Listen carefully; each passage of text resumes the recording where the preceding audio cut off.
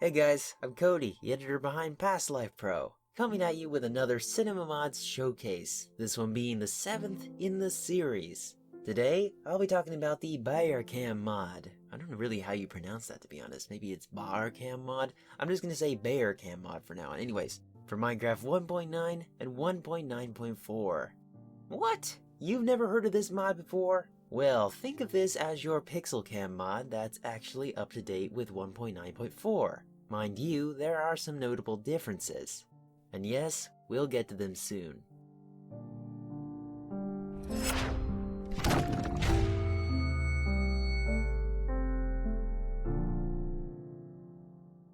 Okay, the mod shares a lot of similarities with most notably PixelCam and Camera Studio as well. Though, as I said before, its main selling point is that it's actually up to date with 1.9.4. So, to start things off, how about I inform you on what this mod is capable of? Let's start with adding some camera travel points. To do this, your only option is to press P on the keyboard. And yes, the key can be changed in Minecraft's control menu. For those that are used to Camera Studio, know that this mod doesn't seem to have a way for you to type /camp or /camp1 as a command.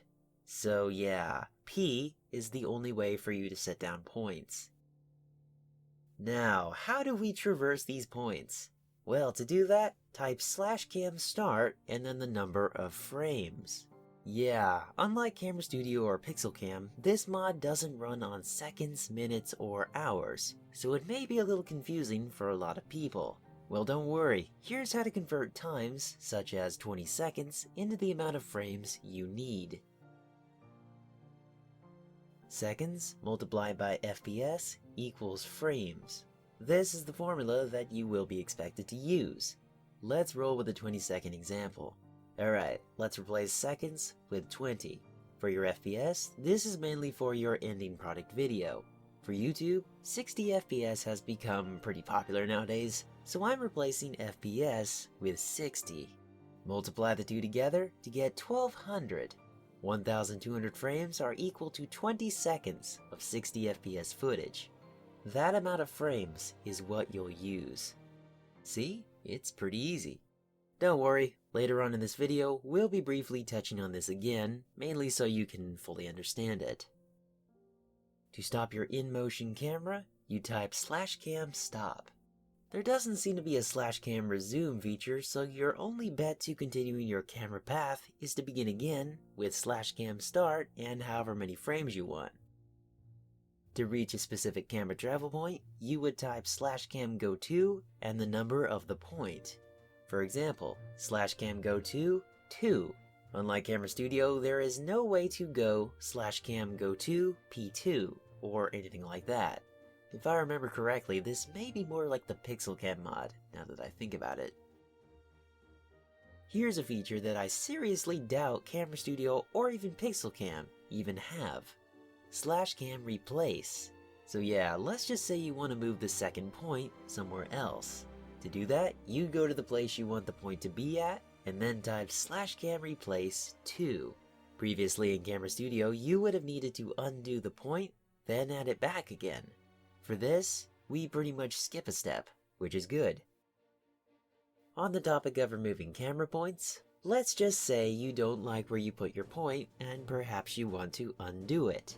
Well, to do that, simply type /cam undo. The difference between BauerCam and Camera Studio is this mod acts on sort of a Control-Z basis. If you're familiar with something like Microsoft Word or OpenOffice, think of yourself as messing up and wanting to undo your mistake. This command works in that same way, but for points.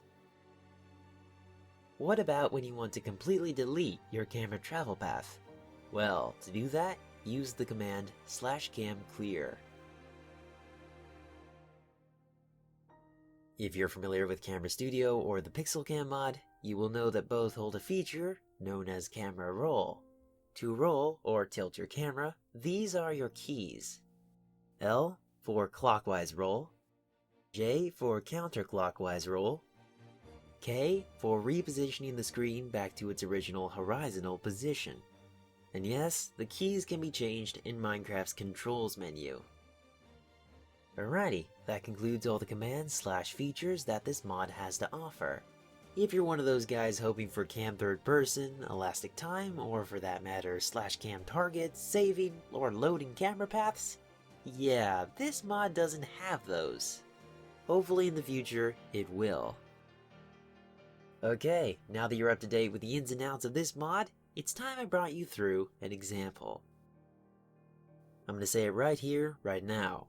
If you're going to be using this mod, then I highly recommend that you also install the Minema mod. I'm currently in Minecraft version 1.9.4, so if you want to be like me, download the 1.9.4 version. And yeah, if you don't know how to get these two mods to work together, then do wait until my next upload on Past Life Pro. That should be a 1.9.4 install video, just this time with Forge. Alright, throughout this example, I'll be narrating what I'm doing, though I'll mainly be focusing on the important things. So yeah, by the looks of it, I'm surveying the area, and looking for a suitable place to film the cinematic clip. /time set 700, because I want the sun to be more in the morning phase, at least for better light. I press P to set down my first camera travel point.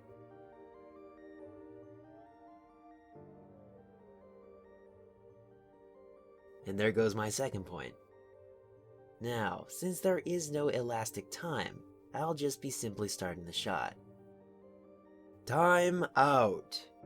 Notice instead how I went /cam start 2400 instead of 1200.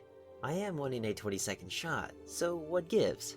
If we were to run through the formula, this would be 40 seconds of 60 FPS footage. But if I were to use 120 FPS, we'd be back at the 20-second mark. I chose to use 120 FPS instead because having excess amount of frames will completely eliminate any stuttering that may happen on screen when the clip is sped up in editing software.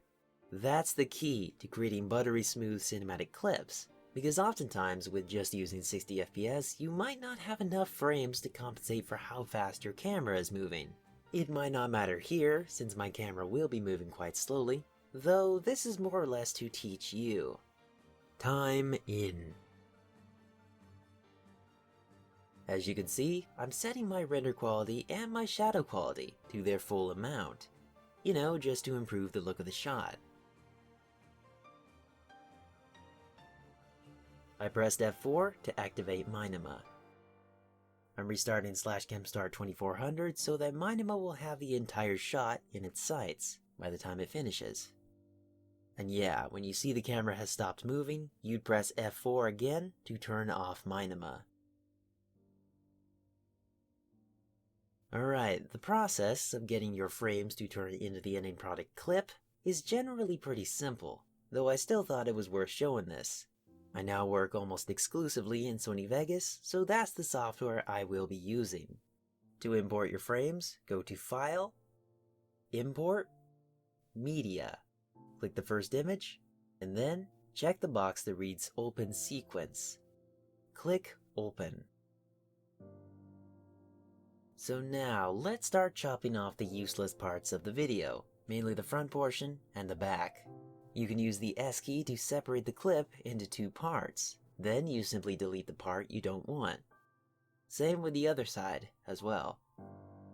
For this clip, I wanted it to be 20 seconds long, so I'm going to use my two yellow triangles to mark 20 seconds. To shrink the video inward, hold down right control and drag the right side until it reaches the second triangle. As you can see, now I have my clip ready to go, created from Minema and the BauerCam mod.